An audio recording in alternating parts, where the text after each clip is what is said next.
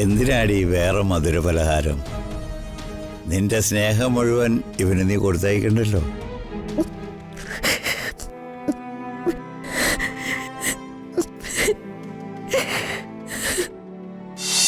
പ്രതാപേട്ടാ,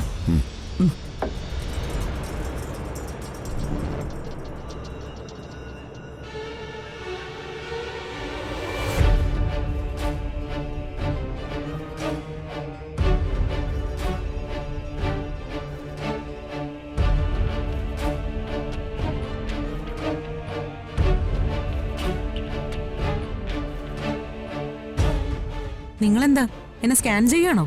നീ എന്നും ചെയ്യുന്ന കാര്യം ഇന്നെന്താ ചെയ്യാറുന്നെ? മനസ്സിലായില്ല. കിച്ചണിൽ വന്ന് എന്നും ചെയ്യുന്ന കാര്യങ്ങള് മുടക്കില്ലാതെ ചെയ്യണമെന്നാ പറഞ്ഞേ. നീ ഇന്ന് പ്രതാപേട്ടന് ബെഡ് കോഫി കൊടുക്കാഞ്ഞത് എന്താന്ന്? എനിക്ക് സൗകര്യമില്ല കൊടുക്കാൻ. എന്താ? ഞാനിവിടുത്തെ സെർവന്റ് ഒന്നും അല്ല. Mind it.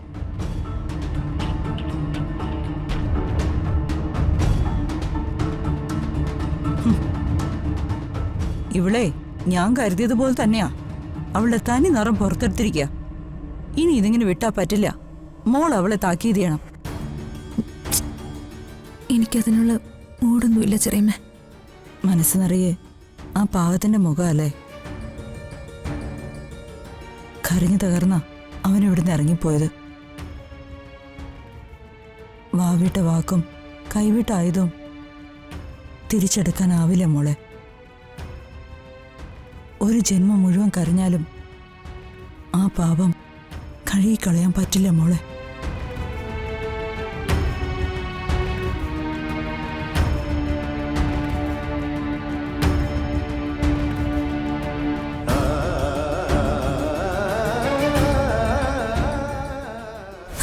എനിക്കെന്റെ അച്ഛനെ മതി.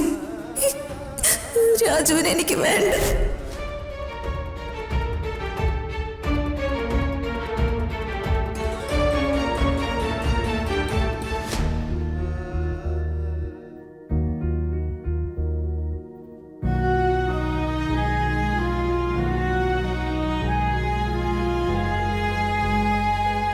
എടാ, നിന്റെ സർട്ടിഫിക്കറ്റുകളൊക്കെ എടുത്തു വെച്ചിട്ടില്ലേ? ആ, അതെല്ലാം കൂടി ഞാനൊരു ഫയലിൽ വെച്ചിട്ടുണ്ട് അച്ഛാ. ആ, പാസ്പോർട്ട് അതിൽ തന്നെ വെച്ചേരെ. ബോംബെക്ക് പോകുമ്പോ പാസ്പോർട്ടിന്റെ ആവശ്യമില്ലല്ലോ.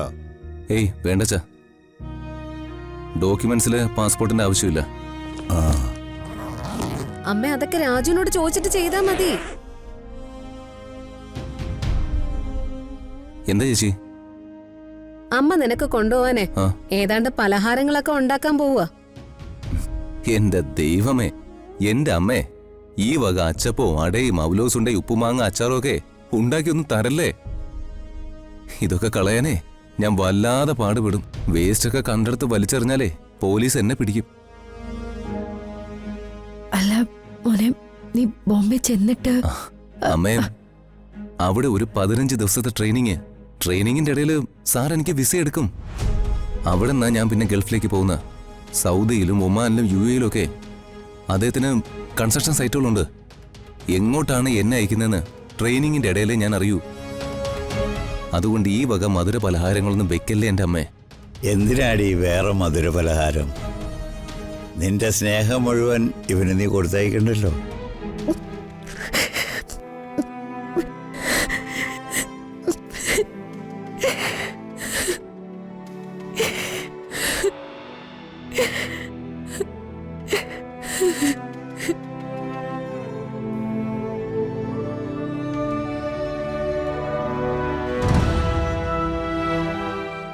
ഇങ്ങനെ കരയില്ലമ്മേ.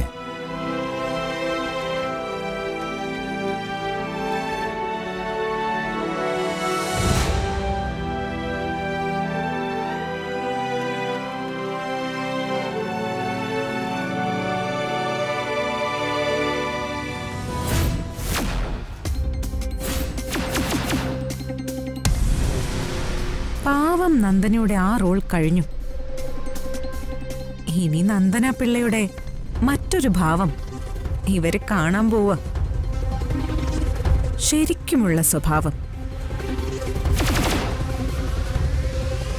എവിടെ ഈ പ്രകടനം നടക്കുന്നത്? ഇപ്പൊ ശാസ്ത്രി റോഡ് മുതൽ പാർട്ടി ഓഫീസ് വരെയാണ്. വമ്പിച്ച് ജനക്കൂട്ടമുണ്ട്. അല്ല, എന്തൊക്കെയാ അവരുടെ മുദ്രാവാക്യം? പാർട്ടിയെ മൊത്തത്തിൽ നാണം കെടുത്താതെ വർമ്മ സാറ് പ്രസിഡന്റ് സ്ഥാനം രാജിവെച്ച് ഒഴിയണമെന്ന്. എന്റെ അച്ഛനെ നാണം കെടുത്താനും എന്നെ ജയിലിലാക്കാനുമായിട്ട് ആരോ കളിക്കുന്ന കളികളായത്. പാമ്പിനെയല്ലേ നോവിച്ചു വിട്ടത് ആ രാജുവിനെ. അവനും അവന്റെ സഹായികളും കൂടി ചെയ്യുന്നതാണെങ്കിലോ?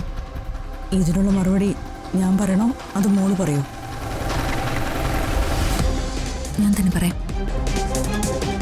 രാജുവുമായി എനിക്കോ അച്ഛനോ ഇപ്പോ യാതൊരു ബന്ധവും ഇല്ലായിരിക്കാം. പക്ഷെ ഇത്ര കൾച്ചർലെസ്സായ പ്ലാനൊന്നും രാജുവിന്റെ വീട്ടുകാരും ചെയ്യില്ല. സംശയത്തിന്റെ പേരില് വെറുതെ ആരെയും കുറ്റം പറയരുത്.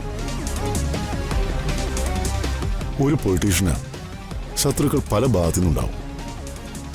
അതിപ്പോ ആരൊക്കെയാണെന്ന് അറിയാനും പറ്റില്ല, പറയാനും പറ്റില്ല. അനിഷ്ട സംഭവങ്ങൾ എന്തെങ്കിലും ഉണ്ടായോ? സാറിനോട് നന്ദിയും കൂറുള്ള കുറച്ചുപേരും ഞങ്ങളുണ്ടല്ലോ. സാറിനെ ചീത്ത വിളിച്ച ഞങ്ങൾ ആരെ സഹിക്കില്ല. വെറുതെ പ്രകോപനപരമായ നടപടികളൊന്നും പാടില്ല. നിങ്ങൾ ശാന്തരായിട്ട് നിൽക്കണം. പിന്നെ ചീത്ത പറയുന്നവർക്കൊരു സുഖം കിട്ടുകയാണെങ്കിൽ കിട്ടട്ടെ. രാഷ്ട്രീയക്കാർക്ക് ഇതൊന്നും പുതിയ അനുഭവമില്ലല്ലോ. പ്രകാശം വയ്ക്കോ? ശരി സാർ.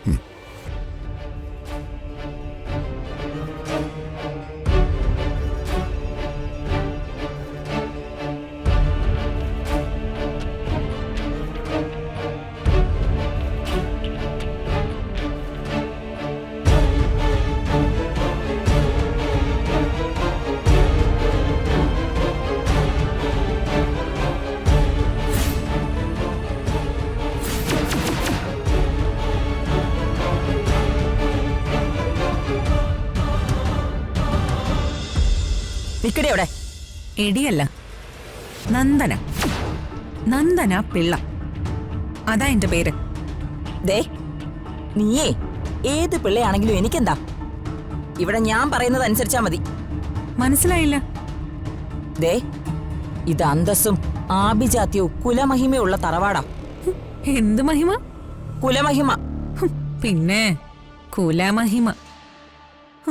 നിങ്ങൾ സൂര്യമംഗലം കോലോത്തെ പശുവിന് വൈക്കോല് കൊടുക്കുകയും ചാണകം വാരുകയൊക്കെ ചെയ്യുന്ന സ്ത്രീയാണെന്ന് ഞാൻ കേട്ടിട്ടുണ്ട്. എന്നിട്ടാ ഒരു കുലമഹിമ. മതിയടി. ഈ തറവാടിനെ ഒരു സംസ്കാരം ഉണ്ടെന്നാ ഞാൻ പറഞ്ഞ്. അതിവിടെ പാലിക്കണം.